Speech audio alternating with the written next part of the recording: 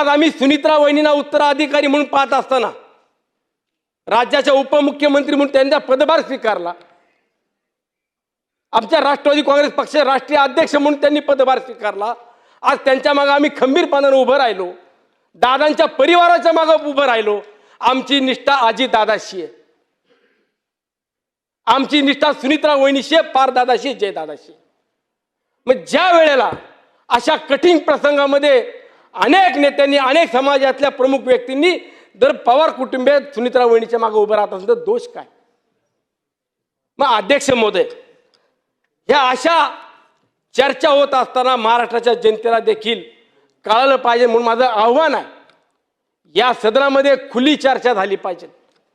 प्रश्न उत्तराचे आपण अनेक चर्चेमध्ये विषय घेत असतो, त्याच पद्धतीने प्रश्न उत्तर असतील किंवा समोरासमोर या चर्चेतून आदरणीय मुख्यमंत्र्यांनी देखील राज्याच्या जनतेला ही सत्यता सांगितली पाहिजे, एवढीच माझी विनंती आहे। बातमी म्हणजे थोडक्यात।